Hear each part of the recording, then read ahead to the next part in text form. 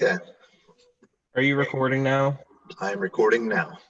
Okay, I just wanted to make sure I was in. You just did that on purpose. The Industrial Revolution. For thousands of years, people lived in small farming villages. They had always grown their own food and made all the goods they needed, like clothes and tools and things like that. Beginning in the mid 1700s in Great Britain, the Industrial Revolution changed everything. People started to buy food, clothes, and other goods from stores, kind of like we do today.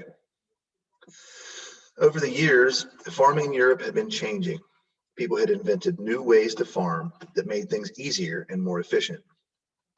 As a result, it took fewer workers to grow more food. During the same time period, Europe's population grew.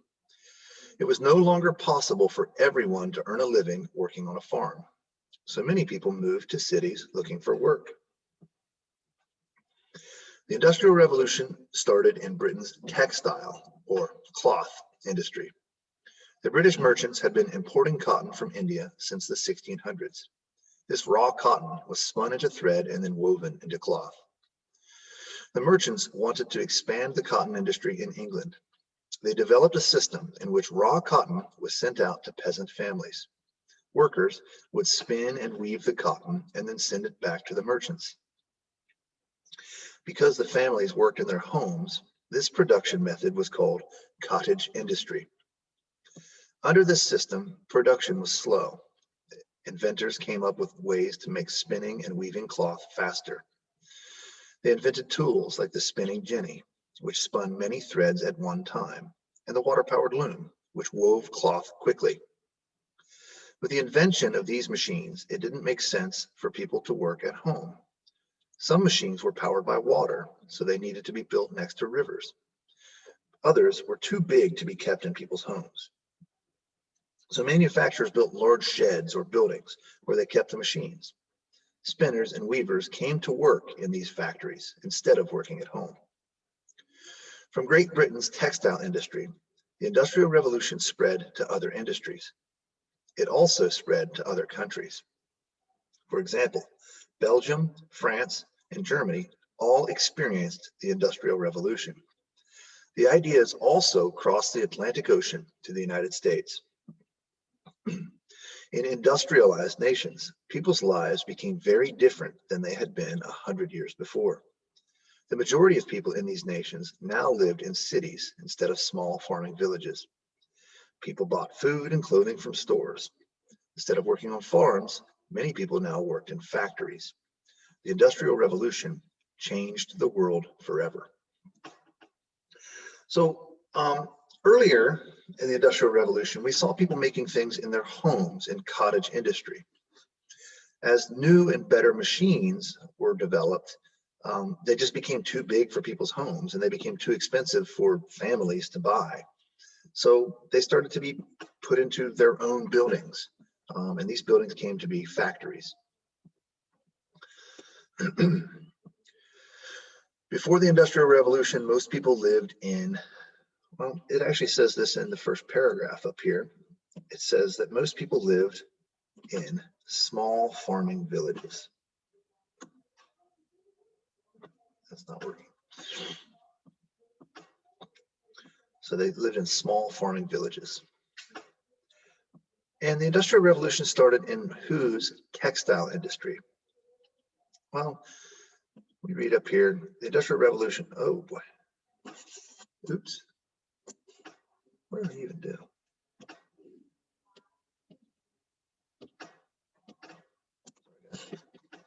This will make a really good recording.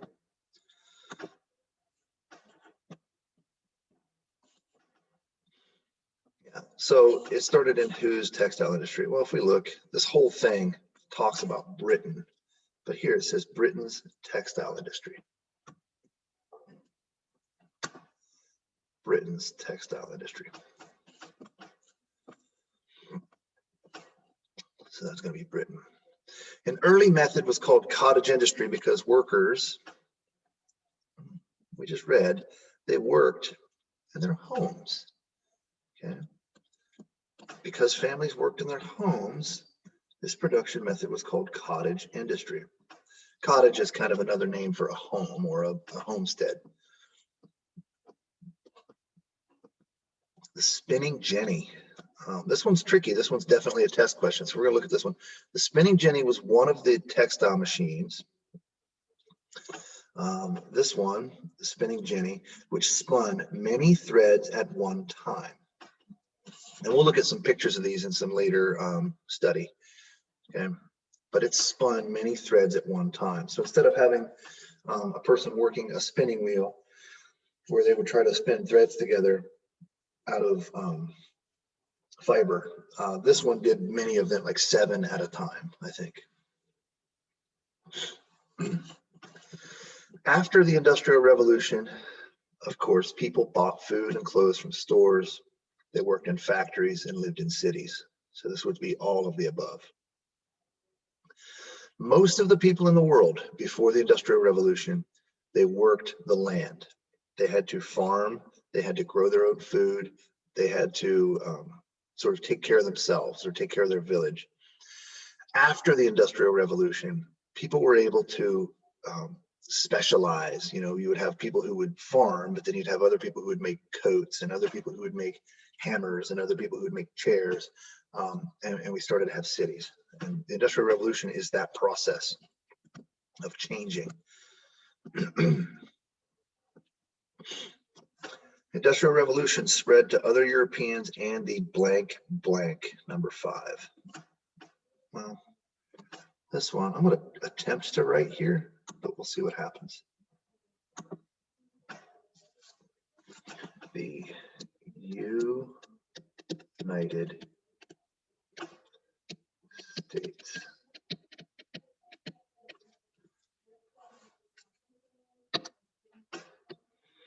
The United States. People moved to cities looking for, this is number 6 across. They moved to cities because they were looking for work. And there was no more farm work because of enclosure, which is what we're going to talk about. But also just farming was just way more efficient the new way. So they just didn't need as many people.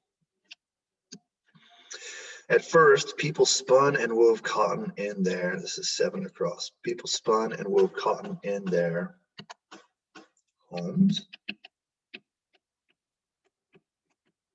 Cottage industry.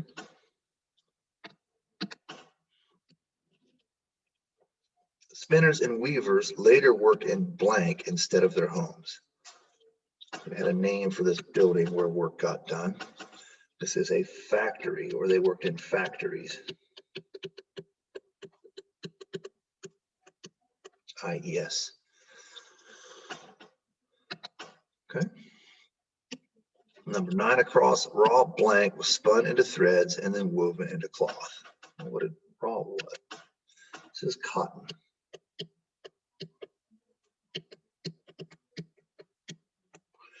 Please forgive my handwriting. It's hard to write on the screen, and I don't have great handwriting anyway. All right, number 1 down. Some machines were powered by blank. Sorry, that's 1 down. Some machines were powered by blank.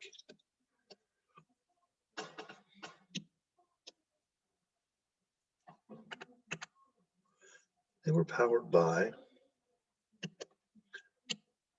water. Machines were powered by water. Blank were invented to make spinning and weaving cloth faster.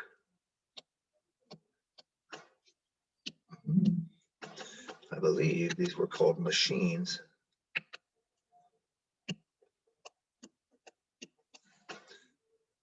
We might also call them inventions, right?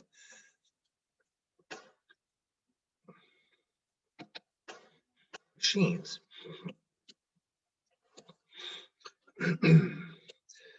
After the Industrial Revolution, people bought goods in blank instead of making them. Oh, that's cool. My pen battery is low. People bought goods in blank. I believe these were stores.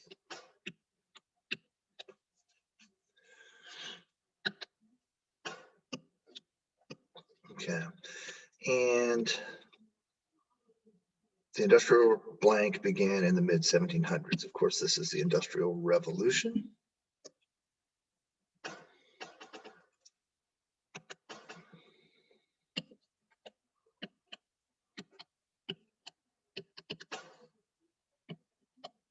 Industrial Revolution. I know that's probably hard to see, but this is just to give you the idea. And then finally, before the Industrial Revolution, people grew their own blank. They grew their own food. Some of you might know people who today grow their own food.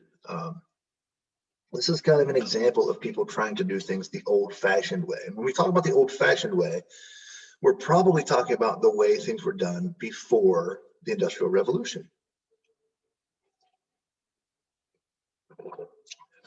Also known as the olden days. So the olden days refers to pre-industrialization or before the Industrial Revolution. Some of you might be familiar with Amish people. Yeah, and they live a lifestyle which is for the most part pre-industrial. So they live as if the Industrial Revolution didn't take place. That's a vast oversimplification of the Amish, but that's the kind of the gist. That's what we think about them anyway. Okay, here we have 5 inventions. Okay, you will be expected to be able to tell me on the test what these inventions did, and so what they were called and what they did.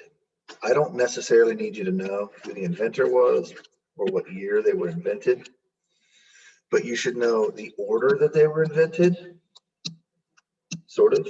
That's less important. But mostly I want you to know what they're called and what they did. Okay, that's what's going to be asked of you on the test. And there will be other sources of this. We'll talk about this in the textbook assignment, the homework assigned tonight. But here they are the first time you've seen them. Who invented the water frame? Well, we can go up here and look. The water frame was invented by Richard Arkwright. That didn't work. That don't work. Richard Arkwright. What year was the power loom invented? Well, it's probably later. It was invented in 1785 by Edmund Cartwright. The purpose of a spinning mule. Well, the spinning mule was just a better spinning jenny, basically. But it was way better because it made stronger thread. It didn't just spin thread, it actually, I think it braided it. And yeah, so here's just some of the inventions. We're going to get into these more and more, and they will appear on the test. So don't lose these notes, because the test's going to be open notes. Extension activities. Choose one of the following and answer it. Okay. In Britain in the 1800s, the minimum age to be a factory worker was 9 years old. Children from 9 to 13 could work 9 hours a day. 13 to 18 could work 12 hours per day. How many hours per day do you spend in school? That's an interesting question now. Do you think the rules about children factory workers were fair? Explain your answer. So this is usually the time of the school year where I use this opportunity to explain to students that they're actually very, very fortunate to be sitting in a safe place where we feed you and keep you warm and teach you things, instead of having to be in a coal mine breathing coal dust and getting crushed by things. Because during the Industrial Revolution, or during the early parts of the Industrial Revolution, that's exactly where you'd be. Very, very, very few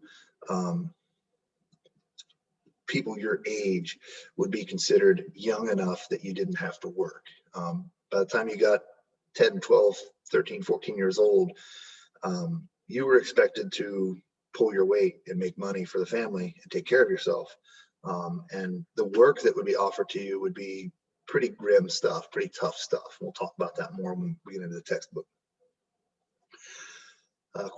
Question 2, Working conditions were often unsafe. Look in the textbook, on the internet, or at the library to find out 3 facts about working conditions in factories in the 1800s. Yeah, we're going to see that in the textbook, so we can come back and answer that. But you will need to know this answer before we're finished with this unit. And then question 3 is kind of an easy one, especially for folks around here. Would you rather work on a farm or in a factory? Explain your answer. So I know what my answer would be. Okay, it's hard work in both cases, but we're going to learn about the differences in that work as we go forward.